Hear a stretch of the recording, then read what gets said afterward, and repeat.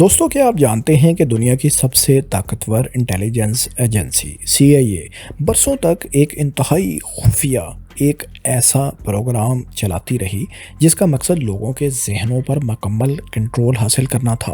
اس خفیہ غیر قانونی اور ہولناک پروگرام کا مقصد امریکی اور کینیڈین شہریوں پر ہائپنوسس، نفسیاتی تشدد اور LSD جیسی طاقتور ڈرگز کا استعمال کرنا تھا۔ لیکن یہ پروگرام جسے MK الٹرا کہا جاتا ہے کا اصل مقصد کیا تھا؟ تاریخ کا یہ خوفناک باب اتنے عرصے تک کیسے پوشیدہ رہا، اور جب سچائی سامنے آئی تو کیسے آئی اور کیا ہوا؟ آئیے یہ سب جانتے ہیں۔ دوستوں، MK الٹرا جیسے خوفناک منصوبے کی بنیاد کو سمجھنے کے لیے ہمیں 1950 کی دہائی کے اس دور میں واپس جانا ہوگا جب پوری دنیا سرد جنگ کی لپیٹ میں تھی۔ یہ جنگ نہ صرف فوجوں اور نظریات کی جنگ تھی، بلکہ یہ ایک نفسیاتی جنگ بھی تھی جو کہیں نہ کہیں پردے کے پیچھے بھی لڑی جا رہی تھی۔ امریکہ اور سوویت یونین ایک دوسرے کے خوف میں مبتلا تھے، اور ہر ایک کو لگتا تھا کہ دوسرا فریق ایک ایسا ہتھیار تیار کر رہا ہے جو دنیا میں طاقت کا توازن بگاڑ دے گا۔ CIA کے لیے سب سے بڑا خوف ایٹم بم نہیں، بلکہ اس سے کہیں زیادہ خطرناک چیز تھی برین واشنگ، یعنی لوگوں کے ذہنوں کا کنٹرول حاصل کرنا۔ لیکن اصل کہانی شروع ہوتی ہے اس وقت جب کوریا کی جنگ سے کچھ امریکی فوجی قیدی واپس آتے ہیں۔ CIA کی رپورٹس کے مطابق یہ فوجی کچھ ایسی باتیں کرتے ہیں اور ایسے جرائم کے اعتراف کرتے ہیں جو انہوں نے کبھی کیے ہی نہیں تھے۔ CIA کے لیے یہ بات کسی انہونی سے کم نہیں تھی، کیونکہ یہ وہ وقت تھا جب دونوں جانب سازشوں کے جال بچھائے جا رہے تھے۔ CIA یہ سوچ کر ہی پاگل ہو گئی کہ آخر یہ ممکن ہی کس طرح ہے کہ سوویت یونین اور چائنا نے لوگوں کے ذہنوں کا مکمل کنٹرول حاصل کر لیا اور ان کی شناخت مٹا کر انہیں ایک مشین کی طرح دوبارہ پروگرام کرنے کی تکنیک میں مہارت حاصل کر لی ہے۔ اس حوالے سے 1953 کی ایک CIA رپورٹ میں خوفناک انکشاف کیا گیا کہ انہیں ایک نئی قسم کی جنگ کا سامنا ہے جو کہ انسانوں کے ذہنوں کی جنگ ہے۔ یہی خوف اور یہی دہشت تھی جو MK الٹرا جیسے ہولناک پروجیکٹ کی بنیاد بنی، اور یہیں سے CIA نے بھی ایک نیا جال بننا شروع کیا، یعنی ایک ایسا ہتھیار بنایا جائے جو لوگوں کے ذہنوں کو کنٹرول کر سکے، اور اس مقصد کے لیے وہ ہر قانونی اور اخلاقی حد پار کرنے کو بھی تیار تھے۔ 1953 میں CIA کے ڈائریکٹر ایلن ڈولس نے ایجنسی کی تاریخ کے سب سے متنازع پروگرام کی منظوری دی۔ انہوں نے اس پروجیکٹ کی ذمہ داری ایک ذہین لیکن شیطان صفت کیمسٹ ڈاکٹر سڈنی گوٹلیب کو سونپی۔ گوٹلیب، جسے بلیک میجیشین یعنی کالا جادوگر کا خوفناک لقب دیا گیا، کو ایک ایسا کام سونپا گیا جو سائنس فکشن فلم سے کم نہیں تھا، یعنی انسانی رویے کو کنٹرول کرنے کے لیے دوائیں اور نفسیاتی تکنیک کی تیاری۔ اس مقصد کے لیے اسے لامحدود بجٹ، کم سے کم نگرانی اور امریکی حکومت کی مکمل خفیہ حمایت حاصل تھی۔ اسے ایک ایسی دوا بنانی تھی جو کسی بھی جاسوس کو توڑ سکے۔ اس پروجیکٹ کو خفیہ نام MK الٹرا دیا گیا۔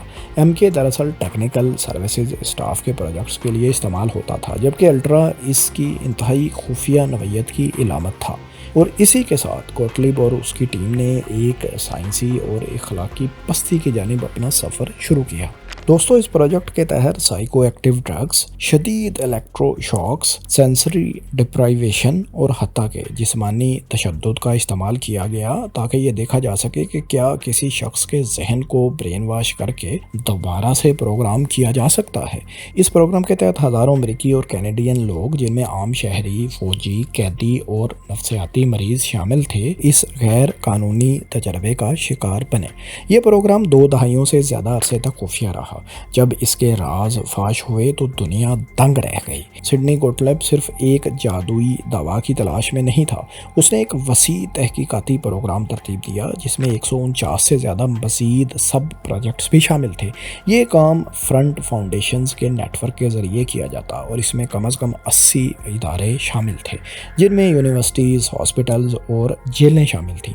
جیسا کہ بعد میں چرچ کمیٹی کی رپورٹ میں انکشاف ہوا کہ پروگرام کا دائرہ کار انتہائی وسیع تھا۔ جس میں ہپنوسس کے اثرات پر تحقیق سے لے کر کیمیائی اور حیاتیاتی ایجنٹوں کی تیاری یعنی بایولوجیکل ایجنٹس کی تیاری تک شامل تھی۔ گوٹلی کے کیمیائی ہتھیاروں کا سب سے مین ہتھیار لائسرجک ایسڈ ڈائتھلامائڈ یعنی LSD تھا۔ اس وقت یہ طاقتور نشہ بہت کم جانا جاتا تھا۔ CIA LSD کی پہلی بڑی خریدار بنی اور سوئٹزرلینڈ کی سینڈوز لیبارٹری سے $240,000 میں دنیا کا سارا اسٹاک اس کا خرید لیا۔ لیکن گوٹلیب نے اپنے تجربات کو صرف لیبارٹریز تک محدود نہیں رکھا۔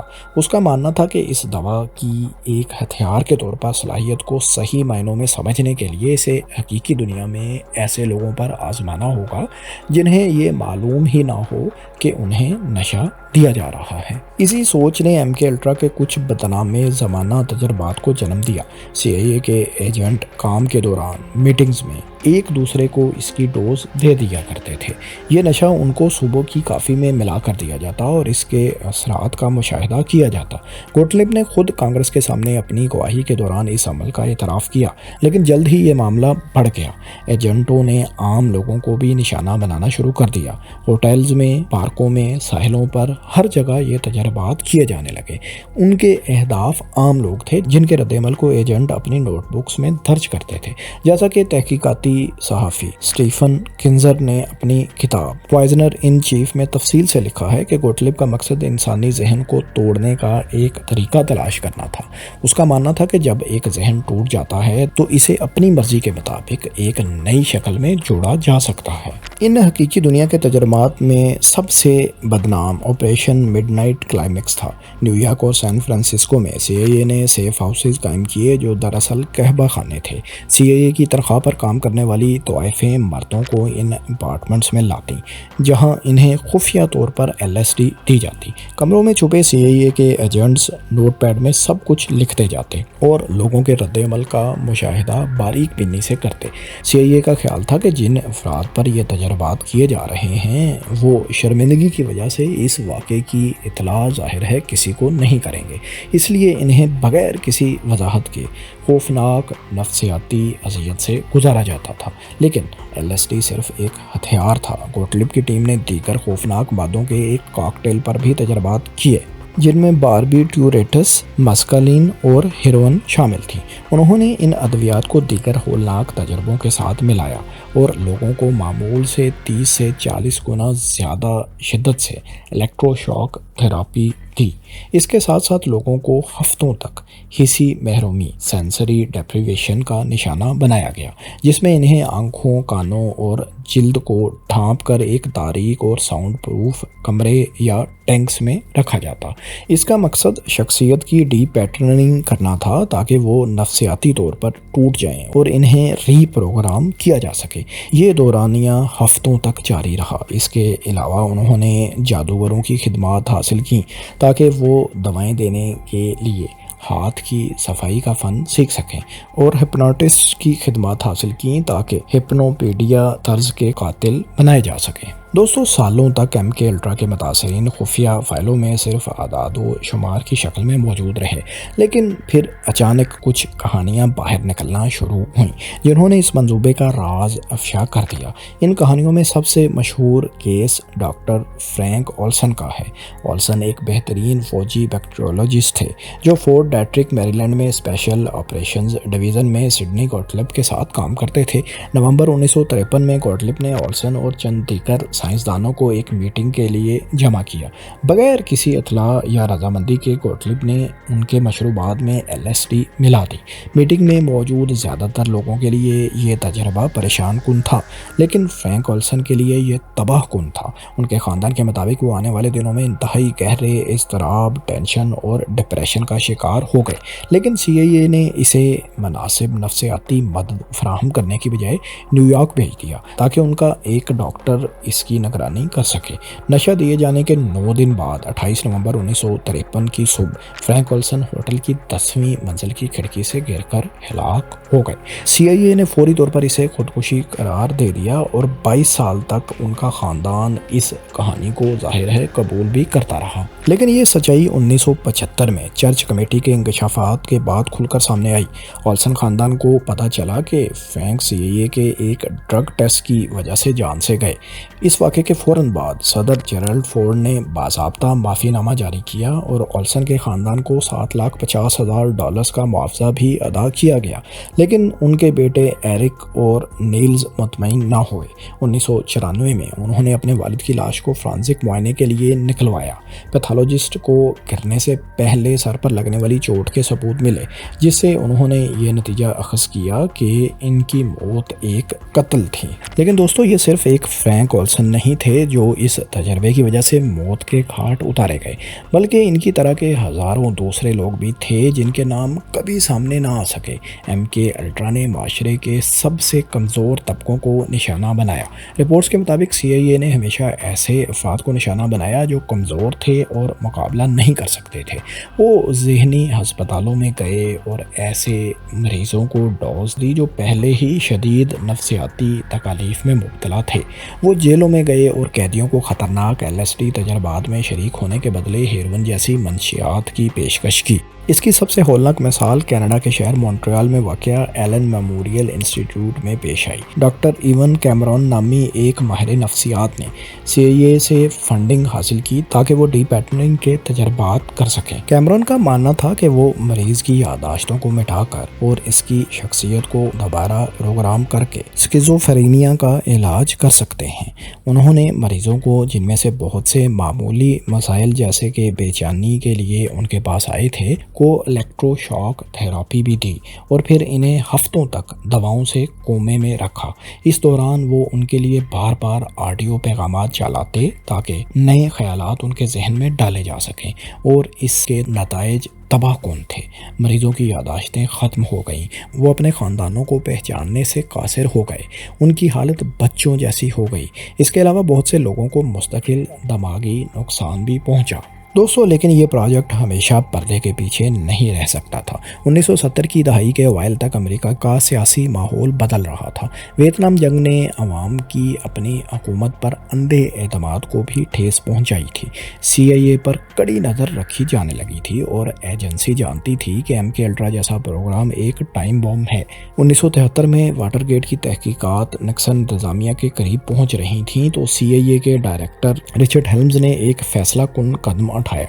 उन्होंने MK अल्ट्रा से मुतल्लिक तमाम फाइलों को तल्फ करने या तबाह करने का हुक्म दिया। इसका मकसद प्रोग्राम के सबूतों को मिटाना था और वो अपने इस मकसद में तकरीबन कामयाब हो चुके थे। लेकिन एक गलती ने सच्चाई का छोटा सा हिस्सा बचा लिया। MK अल्ट्रा से मुतल्लिक तकरीबन 20,000 सफ़हात पर मुश्तमिल माली दस्तावेज़ात गलत फाइलिंग की वजह से बच गईं, और यही दस्तावेज़ात वो धागा साबित हुई जिसने पूरे राज को खोल कर रख दिया। दिसंबर 1974 में तहकीकाती सहाफ़ी सैम्यूर हर्श ने दी न्यूयॉर्क टाइम्स के सफ़े अव्वल पर एक धमाका खेज़ मजमून शाया किया, जिसमें CIA की डोमेस्टिक गैर कानूनी सरगर्मियों बशमूल बगैर रजामंदी के शहरियों पर मंशियात के तजर्बात की तफसील बयान की। इस आर्टिकल ने पूरे अमेरिका में एक तूफ़ान बर्पा कर दिया। कांग्रेस ने फौरी तौर पर तहकीकात का आगाज़ किया, जिसके नतीजे में 1975 में चर्च कमेटी तश्कील दी गई। सेनेटर फ्रैंक चर्च की सरबराही में इस कमेटी ने CIA की तारीख की सबसे गहरी और जामे तहकीकात की। उन्होंने गवाहों को बुलाया, जिनमें खुद सिडनी गॉटलिब भी शामिल थे। चर्च ने इन बच जाने वाली दस्तावेज़ात का जायज़ा लिया। कमेटी की हतमी रिपोर्ट एक खौफनाक फ़र्द जुर्म थी। इसमें नतीजा अखज़ किया गया था कि MK अल्ट्रा के तजर्बात लोगों के हकूक़ की सरीह खिलाफ वर्जी है। रिपोर्ट में यह भी इंकशाफ हुआ कि CIA ने कांग्रेस और अमरीकी अवाम से जानबूझकर झूठ बोला था। دوستو، جہاں تک ذمہ داروں اور ان کی سزاؤں کا تعلق ہے، چرچ کمیٹی کی رپورٹ نے اخلاقی اور قانونی خلاف ورزیوں کی نشاندہی کی، لیکن کسی کو بھی مجرم ٹھہرا کر باقاعدہ سزا نہیں دی۔ CIA کے ڈائریکٹر رچرڈ ہیلمز کو فائلز کی مکمل تلفی کا حکم دینے کے باوجود بھی کوئی سزا نہیں ہوئی۔ پروگرام کے مرکزی کردار ڈاکٹر سڈنی کوٹلم نے کمیٹی کے سامنے گواہی دی، لیکن ان کے خلاف کوئی قانونی چارہ جوئی نہیں کی گئی۔